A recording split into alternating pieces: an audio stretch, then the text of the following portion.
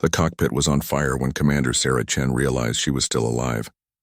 Her survey shuttle had been designed to withstand atmospheric entry at controlled speeds, not the catastrophic systems failure that had sent her spiraling through the methane clouds of Titan's sister moon, Hyperion 7.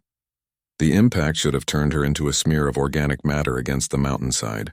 Instead, she was breathing, ragged, painful breaths, and her harness was the only thing keeping her from sliding into the crumpled nose of the craft. Sarah's fingers fumbled with the release mechanism. Blood trickled from a gash above her eyebrow, freezing almost instantly in the sub-zero temperature seeping through the breached hull. When the harness finally clicked open, she tumbled forward, catching herself on hands that screamed with pain. "Mayday. This is Commander Chen." Her voice was hoarse as she reached for the emergency beacon on her suit. Dead. Everything was dead. Communications, navigation, life support, all fried. She had maybe 6 hours of oxygen in her suit tanks. Then she'd join the wreckage as another casualty of humanity's relentless push into the outer solar system. Sarah crawled through the twisted metal toward the emergency hatch. The shuttle had come to rest at an angle, wedged into what looked like a crevasse in the mountain. Through the cracked viewport, she could see jagged peaks stretching endlessly under Hyperion 7's dim, distant sun.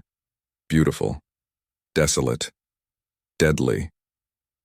The hatch groaned as she forced it open. Freezing air rushed in, and Sarah pulled herself out onto the rock face. Her boots found purchase on the icy stone, and she looked up at the wreckage behind her. The shuttle's tail section was completely gone, sheared off somewhere in the upper atmosphere. She'd survived the impossible. Then she saw the light. It was faint, barely visible, a soft blue glow emanating from deeper within the crevasse. Sarah's training screamed at her to stay with the crash site, to conserve oxygen, to wait for rescue. But rescue was 4 days away at minimum, and she had 6 hours to live. She began to climb down. The crevasse narrowed as she descended, the blue light growing stronger. Her suit's temperature gauge was going haywire, fluctuating between -40 and what looked like room temperature. Impossible. There was no geothermal activity on Hyperion 7. The moon was geologically dead. 50 meters down, the crevasse opened into something that stopped Sarah's heart. A chamber. Artificial. Alien. The walls were smooth, carved with precision that human tools couldn't match. Symbols covered every surface, glowing with that same blue light. Not painted or etched, but somehow part of the stone itself. And at the center of the chamber stood a structure that Sarah's brain struggled to process. A perfect sphere, 3 meters in diameter, suspended in mid-air with no visible support. "Holy shit," she whispered. Sarah approached slowly, her suit's radiation detector silent. Whatever this was, it wasn't dangerous, at least not in any conventional sense. She reached out, and the moment her gloved fingers touched the sphere's surface, the world exploded into information. Images flooded her mind. A civilization millions of years old, spanning galaxies. The architects, they called themselves. They had seeded life across the universe, nudging evolution, watching species rise and fall. And humanity was special. Sarah saw it through their eyes. A species that refused to quit. Every other race they'd observed had plateaued, grown comfortable, stagnated. But humans kept pushing, kept reaching, kept surviving against impossible odds. When Earth's resources dwindled, humanity went to the stars. When diseases ravaged populations, humans adapted.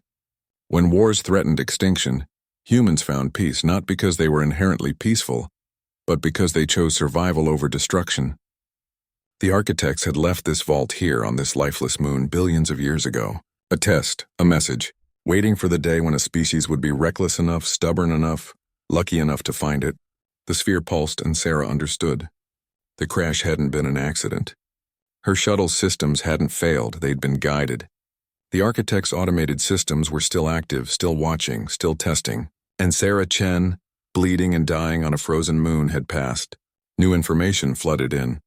Coordinates, technology. The locations of other vaults scattered across human-accessible space. Blueprints for faster-than-light travel. Medical advances that could extend human lifespans by centuries. Clean energy that could power civilizations. The keys to the galaxy. But there was a warning, too. The architects were gone, wiped out by something they called the Silence. A force that consumed advanced civilizations when they grew too loud, too visible. The galaxy was a dark forest, and humanity's relentless expansion was lighting fires that would soon be noticed. The sphere faded, its message delivered. Sarah stumbled back, her mind reeling. Her suit's oxygen alarm was blaring. 3 hours left. But she was smiling. She climbed back up the crevasse with steady purpose. At the top, she activated her suit's emergency transmitter, a low-tech backup that the crash hadn't destroyed. The signal would reach the nearest relay station in hours. Rescue would come. Sarah sat among the wreckage, looking up at the stars. Humanity was special, not because they were chosen, but because they refused to accept any other outcome. They crashed, they burned, they died, but they never stopped reaching. The architects had seen it. Now Sarah had seen it too. When the rescue shuttle arrived 63 hours later, they found Commander Sarah Chen in stasis sleep, her suit's emergency systems having kept her alive far longer than should have been possible. And in her suit's memory banks, encrypted and protected, was data that would change human civilization forever. The crash should have killed her. Instead, she'd given humanity the stars. That was the human way.